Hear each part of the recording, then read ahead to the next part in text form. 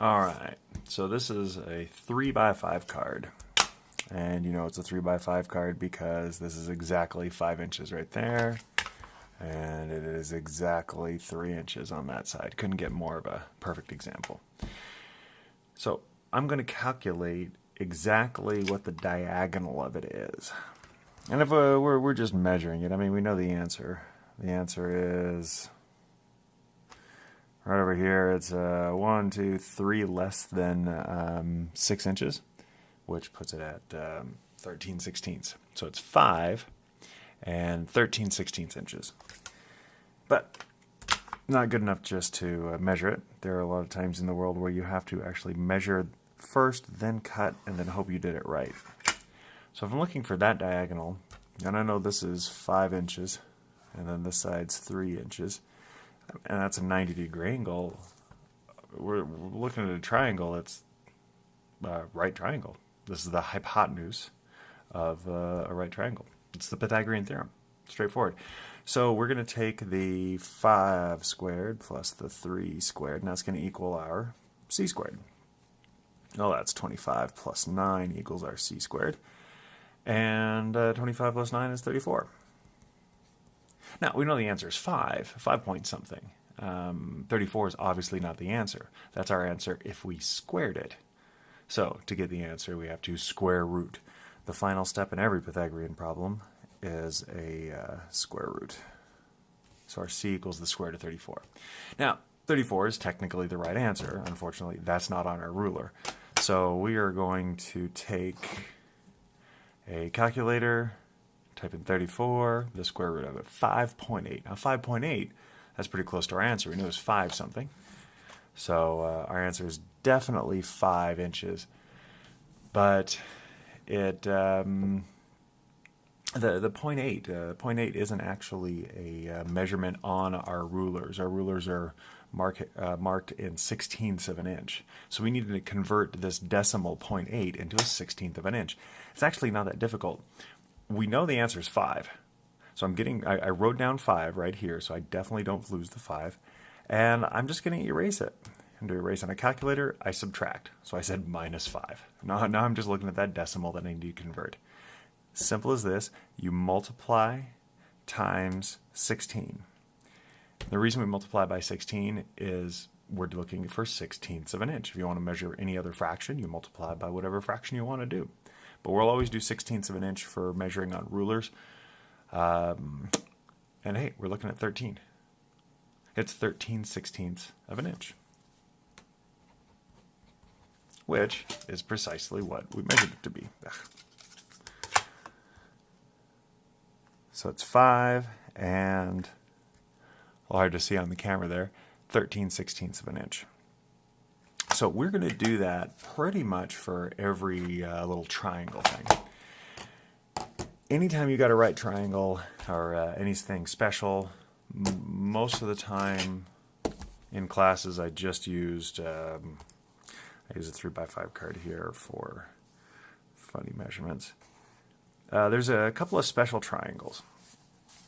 And one of our special triangles is, and I'm just approximating on this one, I think this is a little less if I had to guess, is a 30, 60, 90 triangle. These are degrees. The 30, 60, 90 triangle is actually pretty special. It's half of a equilateral triangle. If all the sides were the same, right, it'd be a 60, 60, 60 triangle, but we cut it in half from the altitude on one side. So because of that, it's got a couple of special properties, and it's a shortcut, and it comes up quite a bit in construction life, math problems, so it's worthy of your time to memorize it. Whatever the short side is, and the short side is the one across from the 30. Short side's always opposite of the smallest angle. Whatever this one is, we'll say it's 4. In this case, we'll say 4 inches, a nice big number. Whatever this side is, since it was a cut in half equilateral triangle, this side's just going to be 8.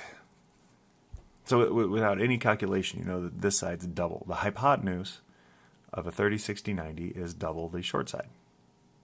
Now, Pythagorean theorem aside, the shortcut is the short side times the square root of 3. And a really good reason for that is if this had been a small triangle and just a 1 and a 2, then it's 1 squared it's 2 squared minus 1 squared. 2 squared is 4, 1 squared is 1. This is the square root of 3. And so if I make it 4 times bigger, 1 times 4, 2 times 4, square root of 3 times 4, it's always just the short side times that. It's not some weird made-up rule. It's just kind of a shortcut because of the Pythagorean theorem. Now, back to calculation. 4 square root of 3 is a nice, perfect, actual test answer to it. If you're taking a multiple choice test, that's the answer you're looking for, 4 square root of 3 inches. Now, in the real world, if we're looking for it on inches, 4 square root of 3 does not show up here anywhere. So we're going to have to convert that. In this calculator, I'm going to have to say 4 times 3 square rooted.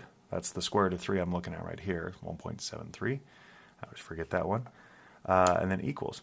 So our answer is actually 6.9, which is a reasonable answer. I mean, if this is the hypotenuse is 8, then yeah, this could be about 6.9 inches. But just like the last time, it's not it's not actually the 6.9 I need to worry about. I know it's 6 inches, so I'm going to write that down, 6 inches. I'm going to get rid of it. I'm going to subtract the 6 and just be dealing with this decimal, the 0.9, and then multiply times 16 for 1/16 of an inch. Now 14.8. It's between 14 and 15, but it is closer to 15 than it is to 14. So I'm going to round up. It's actually 15/16 of an inch. So if we're looking at it on the ruler, it's 1 less than 7. All right, 6 and 15/16 inches right there. All right, 14, 16, 13s, 12s, all the way down to, 16ths of an inch, how they work on the ruler. So this is the spot on the ruler that I would actually measure to, 6 and 15/16. Now, I know it's actually a little tiny bit less than that, but it's the closest one we can come up with. So 2 different answers. One's the actual, real, unrounded, perfect answer, and one's the real world answer, the one you'd actually need. One more quick example of this one is a different special triangle. Different special triangle is the 45, 45, 90. Now the 45, 45, 90 comes from, and this actually, I think I can fake this here. What I'm going to do is cut down, actually if I wanted to measure it properly, I'm going to measure a square. If I know I've got 90-degree angles, which I've just traced around, and I now make all the sides the same, make this 3 inches by going to 7 and cutting down to 10. And over here, 7 down to 10. Then I've got a nice perfect square. Now, each side of this should be a 3 by 3 by 3 because I used my 3 by 5 card. Right? I guess I didn't have to measure, I could use that one. We're looking for in the 45, 45, 90 is take a perfect square and cut it diagonally in half and kind of ignore all that. All right, so that's still a 90-degree angle, but I cut my 90 in half, so that's a 45 now. And this is a 45. This is a special triangle called an isosceles triangle, right? Isosceles triangle means it's got 2 sides that are the exact same length. And it's an isosceles right triangle because it's got a 90-degree angle. So since it was a square, I know that these sides are the same. I mean, that's a 3 inch and that's a 3 inch. On a 45, 45, 90, the legs of the triangle will always be the exact same. If you know one, you know the other.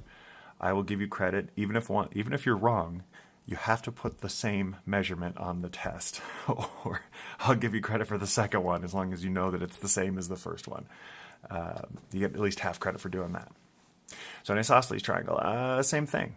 So just a kind of a side note here with the Pythagorean theorem. right? So it'd be 3 squared plus 3 squared equals c squared.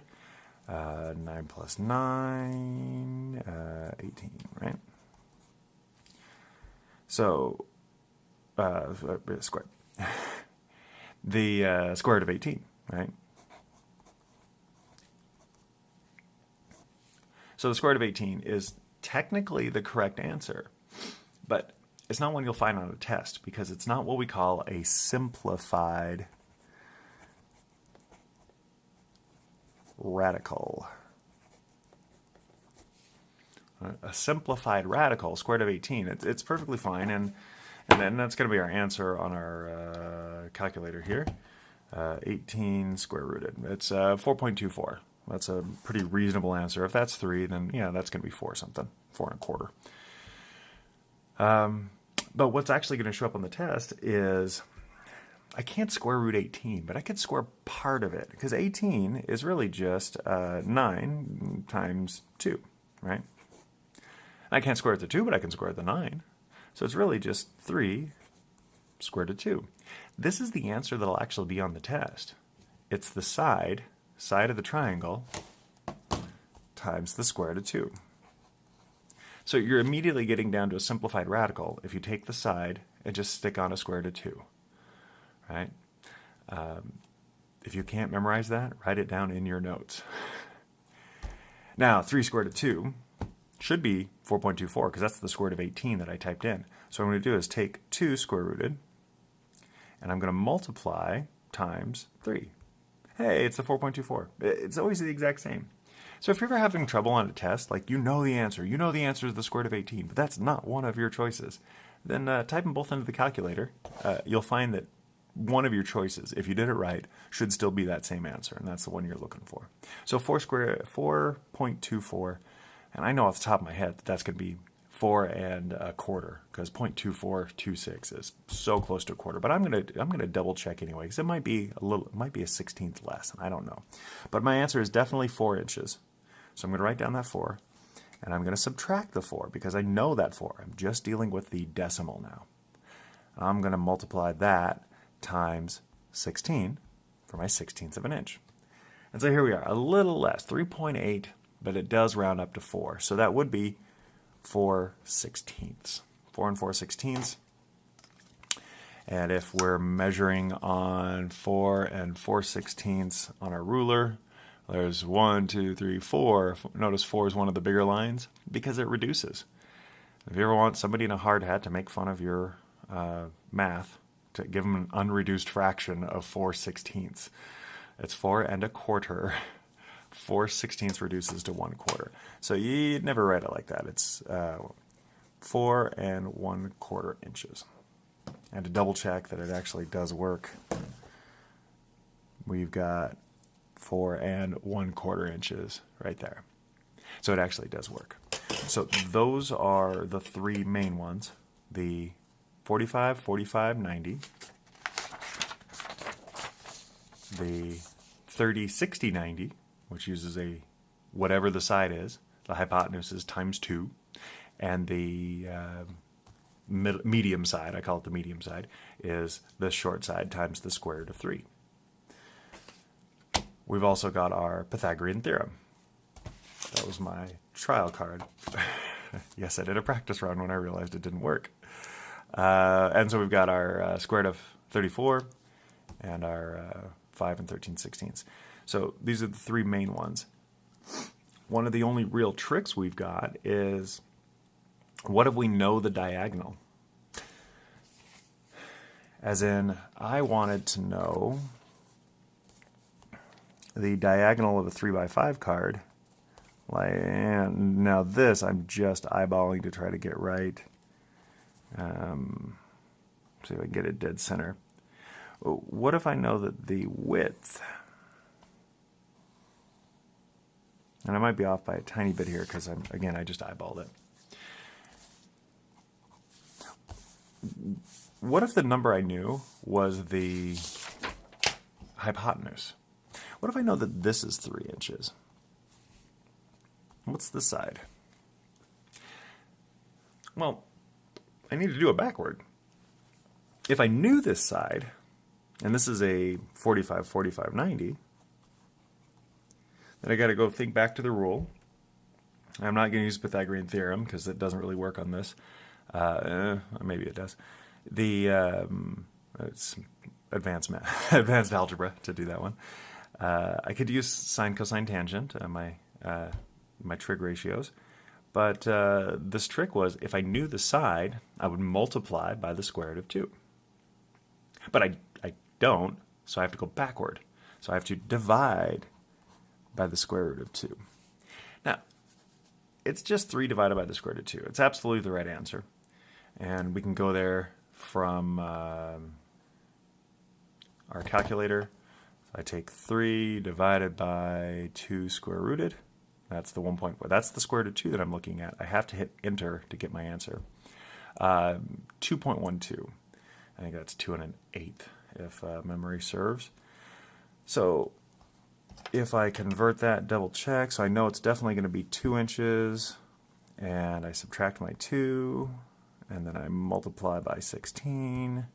I get 1.9, which at this point, I mean, it's closer to 2 basically, so it's 2 and 2/16.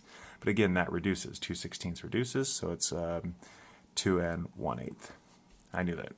Yeah, I've been doing math too long. I know what some of the decimals are. So we're looking for 2. And yeah, so here's where my measurement, I kind of eyeballed it. I got 2 1/16. It should be 2 1/8 because I eyeballed it wrong. It would be 2 1/8 if I did it right. So sometimes that works. The issue that I wanted to bring up right now, so you can divide by the square root of 2 to find the side if you know the hypotenuse. Same thing works on the 30, 60, 90s. Instead of multiplying by the square root of 3, you can divide by the square root of 3, then multiply by 2. This isn't the answer on the test either. This will mess you up. It is the square root of 2 on the bottom. At some point, years and years ago, nobody had calculators. You actually couldn't do that math problem if you needed to convert it. You couldn't take 3 and divide by that. That's just a monster division problem, dividing by a big decimal like that, a 4-digit decimal. So you were never allowed to leave a radical in the denominator. You had to rationalize your denominator, and this shows up in algebra a few times. Even though in the modern world it doesn't matter, we can just put it into a calculator. The calculator doesn't care. What I'm going to do is show you that the answer is, it follows the rules of fractions. So it's 3 over the square root of 2. I'm just going to multiply top and bottom by the same number. I'm going to say the square root of 2. Right? It's kind of reducing, enlarging a fraction. As long as you multiply the top and bottom by the same number, it's fine. Now, 3 times the square root of 2, nothing to do about that. It's just 3 square root of 2. But square root of 2 times the square root of 2, well, if you multiply anything by itself, that's called squaring. And square root of 2 squared is 2.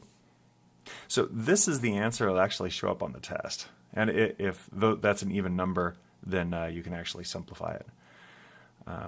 And the reason for that is I can actually do the math. I can take 1.414 times 3, well, that's 12, that's 4, double checking, right? Yeah. And 4.4, 2, 4.242, that's pretty straightforward. And then I can divide that by 2, which is, divided by 2. I know that's not proper math, but easy enough. It's 2.121.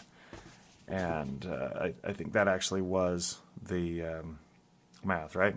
3 divided by 2 square root. Yeah, 2.121. So you can actually do this one by hand, even though you can't do that one by hand as easy. It's a lot more difficult. So that was just a complete side note. I wanted you to be aware of it for when you're taking a test. These are the ones that we need to do. And I'm also will add in a sine, cosine, tangent, but that's a bigger issue, and we're already at a 20-minute video. So good luck on the test.